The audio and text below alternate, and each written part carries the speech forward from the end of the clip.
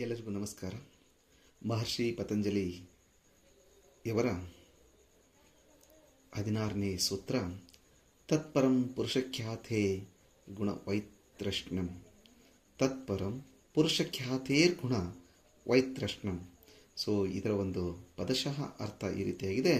ತತ್ಪರಂ ಅಂದರೆ ಅದಕ್ಕಿಂತಲೂ ಉನ್ನತವಾದ, ಅಂದರೆ ನಾವು ಏನು ನೋಡ್ತಾ ಇರ್ತೀವಿ ಅದಕ್ಕಿಂತಲೂ ಉನ್ನತವಾದ ಪುರುಷಖ್ಯಾತೆ, ಆತ್ಮಸ್ವರೂಪದ ನಿಜ ಜ್ಞಾನದಿಂದ ನಾವು ಏನಾದರೂ ವೀಕ್ಷಣೆ ಮಾಡ್ತೇವೆ, ತಿಳ್ಕೊಳ್ತೇವೆ ಅಂದರೆ ಅದು ಆತ್ಮಸ್ವರೂಪದ ನಿಜ ಜ್ಞಾನದಿಂದ ತಿಳ್ಕೊಂಡಾಗ ಅದು ಪುರುಷಖ್ಯಾತೆ ಅಂತಾಗುತ್ತೆ. ಗುಣ, ಪ್ರಕೃತಿಯ 3 ಗುಣಗಳು, ಸತ್ವ, ರಜಸ್ ಮತ್ತು ತಮಸ್ ಗುಣಗಳು. ಈ 3 ಗುಣಗಳನ್ನು ನಾವು, ಪ್ರಕೃತಿಯ 3 ಗುಣಗಳು ಸದಾ ನಮ್ಮ ಜೊತೆಯಲ್ಲಿ ಇರ್ತೇವೆ.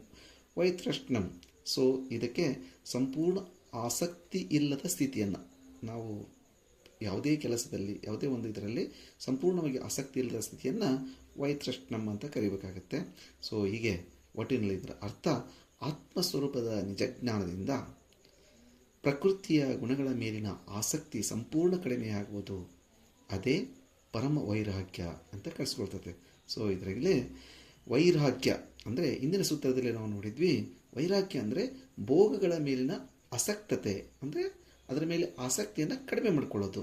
ಈ ಸೂತ್ರದಲ್ಲಿ ಅದಕ್ಕಿಂತಲೂ ಉನ್ನತವಾದ ಸ್ಥಿತಿಯನ್ನು ನಾವು ನೋಡ್ತೇವೆ, ಕೇಳ್ತೇವೆ. ಮತ್ತು ಪುರುಷ ಅಂದರೆ ಯೋಗದಲ್ಲಿ ಪುರುಷ ಶುದ್ಧ ಸಾಕ್ಷಿ ಚೈತನ್ಯ, ಅಂದರೆ ಅದು ಜನಿಸುವುದಿಲ್ಲ, ಬದಲಾಗುವುದಿಲ್ಲ, ಸದಾ ಶಾಂತ ಮತ್ತು ಪೂರ್ಣವಾಗಿರುತ್ತದೆ. ಇದೇ ನಮ್ಮ ಒಂದು ನಿಜ ಸ್ವರೂಪವಾಗಿದೆ. ಆ್ಯಕ್ಚುಲಿ ಆತ್ಮಜ್ಞಾನ ಅಂದರೆ ಒಂದು ನಿಜ ಸ್ವರೂಪವನ್ನು ನಾವು ಕಾಣುವಂತಾಗಿದೆ. ಪ್ರಕೃತಿಯ 3 ಗುಣಗಳಿಂದ ಕಾರ್ಯನಿರ್ವಹಿಸ್ತದೆ. ಅದರಲ್ಲಿ ಸತ್ವಗುಣ ಏನು ಹೇಳ್ತದೆ ಅಂದರೆ ಶಾಂತಿ, ಜ್ಞಾನ ಮತ್ತು ಪವಿತ್ರತೆಯ ಬಗ್ಗೆ ವಿವರವಾಗಿ ಹೇಳ್ತದೆ ಸತ್ವಗುಣ. ರಜಸ್ ಗುಣ ಏನು ಹೇಳ್ತದೆ, ಚಟುವಟಿಕೆಯಿಂದ ಇರೋದು, ಆಸೆಯನ್ನು ತೋರಿಸೋದು, ಅಶಾಂತವಾಗಿರೋದು. ಇನ್ನು ತಮಸ್ ಗುಣ ಏನು ಹೇಳ್ತದೆ ಅಂದರೆ ಅಜ್ಞಾನ, ಆಲಸ್ಯ, ಜಡತೆಯಿಂದ ಕೂಡಿರೋದು. ಸೊ ಇವು ಎಲ್ಲ ಈ ಒಂದು ಪ್ರಕೃತಿಯ 3 ಗುಣಗಳಲ್ಲಿ ವಿಶೇಷವಾಗಿ ಈ ಎಲ್ಲ ಗುಣಗಳನ್ನು ನಾವು ನೋಡ್ಬೋದಾಗುತ್ತೆ. ಇವುಗಳಲ್ಲಿ ನಮ್ಮ ಮನಸ್ಸು ಮತ್ತು ಜೀವನ ಏನು ಮಾಡ್ತೈತಿ, ಈ 3 ಗುಣಗಳಲ್ಲಿ ಚಲಿಸ್ತಾ ಇರ್ತದೆ. ಒಂದು ಸರಿ ಸತ್ವಗುಣದಲ್ಲಿ ಹೋದಾಗ ಮತ್ತೊಂದು ಸರಿ ರಜಸ್ ಗುಣಕ್ಕೆ ಹೋಗುತ್ತೆ, ಮತ್ತೊಂದು ಸರಿ ತಮಸ್ ಗುಣಕ್ಕೆ ಅದು ಪರಿವರ್ತನೆ ಆಗ್ತಾ ಇರ್ತದೆ. ಸೊ ಹಾಗಾಗಿ ಸಾಮಾನ್ಯ ವೈರಾಗ್ಯದಲ್ಲಿ ನಾವೇನು ಮಾಡ್ತೇವೆ, ಭೋಗಗಳ ಮೇಲೆ ಆಸಕ್ತಿಯನ್ನು ಕಡಿಮೆ ಮಾಡ್ಕೊಳ್ತೇವೆ. ಅದೇ ಪರಮ ವೈರಾಗ್ಯದಲ್ಲಿ ಏನು ಮಾಡ್ಕೊಳ್ತೇವೆ ಅಂತಂದು ಹೇಳಿದರೆ ಪ್ರಕೃತಿ ಎಲ್ಲ ಆಟಗಳ ಮೇಲೂ ಸಹ ಆಸಕ್ತಿಯನ್ನು ಕಡಿಮೆ ಮಾಡಿಕೊಂಡ್ಬಿಟ್ಟು ಸಾಧಕನಾದವನು ತನ್ನ ನಿಜ ಸ್ವರೂಪವನ್ನು ಅರಿತಾ ಹೋಗ್ತಾನೆ. ಯಾರು ಯೋಗವನ್ನು ಅರಿತಾ ಹೋಗ್ತಾರಲ್ಲ ಅವ ಸಾಧಕನು ತನ್ನ ನಿಜ ಸ್ವರೂಪವನ್ನು ತಾನು ತಿಳಿದುಕೊಳ್ತಾ ಹೋಗ್ತಾನೆ. ಹೀಗೆ ಯೋಗದ ದೃಷ್ಟಿಯಲ್ಲಿ ಯೋಗದ ಅಂತಿಮ ಗುರಿ ಏನಾಗಿದೆ ಅಂದರೆ ಕೇವಲ ಮನಃಶಾಂತಿಯಲ್ಲ, ಆತ್ಮಜ್ಞಾನವನ್ನು ಪಡೆದುಕೊಳ್ಳೋದು.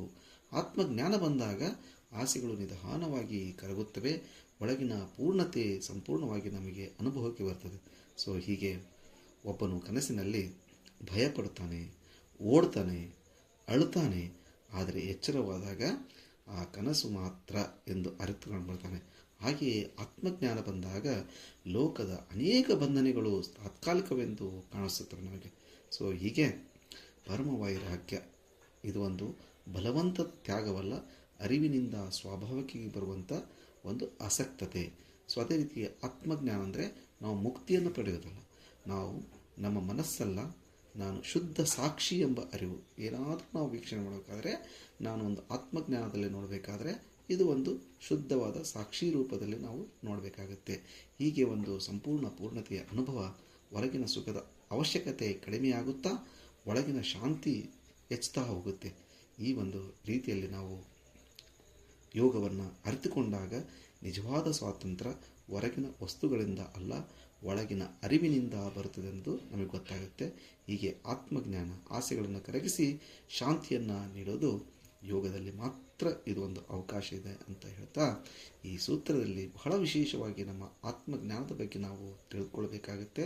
ಆ ಆತ್ಮಜ್ಞಾನವನ್ನು ಸರಿಯಾಗಿ ತಿಳ್ಕೊಂಡ್ವಿ ಅಂತಂದು ಹೇಳಿದ್ರೆ ನಾವು ನಮ್ಮ ಜೀವನದಲ್ಲಿ ಪರಮಶಾಂತಿಯನ್ನು, ಪರಮ ವೈರಾಗ್ಯವನ್ನು ಪಡೆದುಕೊಳ್ಳಲಿಕ್ಕೆ ಸಾಧ್ಯವಾಗುತ್ತೆ. ತತ್ಪರಂ ಪುರುಷಖ್ಯಾತೇರ್ಗುಣ ವೈತೃಷ್ಣ್ಯಂ.